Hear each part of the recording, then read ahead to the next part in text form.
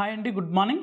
ఈరోజు మనం ఆంధ్రజ్యోతి ప్రధాన శీర్షిక చూసినట్టయితే కానిస్టేబుల్ నియామకాలను పూర్తి చేయండి, అవసరం మేరకు హోంగార్డుల్ని నియమించండి, ఇప్పటి వరకు చేపట్టిన నియామకాలపై నివేదిక ఇవ్వండి అని ఈరోజైతే మనకు ఆంధ్రజ్యోతి ప్రధాన శీర్షికలను అయితే ఇవ్వడం జరిగింది. చూడండి, పోలీస్ శాఖలో కానిస్టేబుల్ల నియామక ప్రక్రియ సత్వరం పూర్తి చేయాలని ముఖ్యమంత్రి రేవంత్ రెడ్డి అధికారుల్ని ఆదేశించారు. కానిస్టేబుల్ స్థాయిలో సివిల్, ఏఆర్ తదితర విభాగాల్లో మొత్తం 16,604 పోస్టుల భర్తీకి నిర్వహించిన ఎంపిక ప్రక్రియలో 15,750 మంది శిక్షణకు ఎంపికయ్యారు. అయితే రాత పరీక్షలో 4 ప్రశ్నలు తప్పుగా వచ్చాయని పలువురు అభ్యర్థులు కోర్టును ఆశ్రయించారు. ఆ కేసు త్వరలో విచారణకు రానున్న నేపథ్యంలో న్యాయపరమైన అంశాన్ని పూర్తి చేసి కానిస్టేబుల్ల నియామక ప్రక్రియను పూర్తి చేయాలని సీఎం రేవంత్ రెడ్డి గారు అధికారులను అయితే ఆదేశించడం జరిగింది. అయితే నిన్న మనకు పోలీస్ శాఖ మీద అయితే మనకు రివ్యూ అయితే జరగడం జరిగింది. అధికారులతో అయితే మనకు రివ్యూ జరగడం జరిగింది.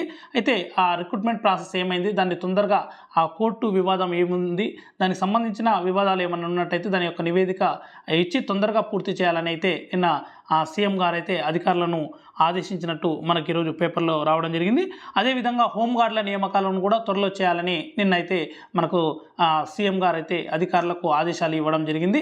కనీసం 7 ఏళ్ల నుంచి అయితే హోంగార్డుల నియామకాలు లేవు కాబట్టి వాళ్ళ హోంగార్డుల నియామకాలను కూడా త్వరలోనే రిక్రూట్మెంట్ ప్రాసెస్ చేయాలని కూడా నిన్న మనకైతే పోలీస్ రివ్యూలో అయితే చెప్పడం జరిగింది. కాబట్టి ఇది ఈ రోజుకు సంబంధించిన పోలీస్ డిపార్ట్మెంట్కు సంబంధించిన న్యూస్ అండి. కాబట్టి అతి త్వరలోనే మనకు ఎవరైతే కానిస్టేబుల్ ఎంపికయ్యారో వాళ్ళందరూ కూడా త్వరలో వాళ్ళ యొక్క ట్రైనింగ్కి వెళ్ళడానికి ఆస్కారం ఉంటుంది. ఎందుకంటే మనకు ఆ సమీక్ష నిన్న నిర్వహించారు కాబట్టి అధికారులు అసలు ఏంది ప్రాసెస్ ఏంది అదన్నీ తెలుసుకొని వెంటనే వీళ్ళైతే ట్రైనింగ్కి వెళ్ళడానికి ఆస్కారం ఉంటుంది. అది త్వరలో హోంగార్డుల నియామకాలు కూడా రిక్రూట్మెంట్ చేస్తామని నిన్నైతే చెప్పడం జరిగింది. దాన్ని కూడా సేమ్ కానిస్టేబుల్ మాదిరిగా చేస్తారా లేకపోతే ఏ విధంగా చేస్తారా అనేది వెయిట్ చేద్దామండి. ఇంకా ఎవరైనా మా ఛానల్ని సబ్స్క్రైబ్ చేసుకునే వారు ఉన్నట్టయితే సబ్స్క్రైబ్ చేసుకోండి. మీరు సబ్స్క్రైబ్ చేసుకోవడం ద్వారా మా నుంచి మరింత సమాచారం మీకు రావడం జరుగుతుంది.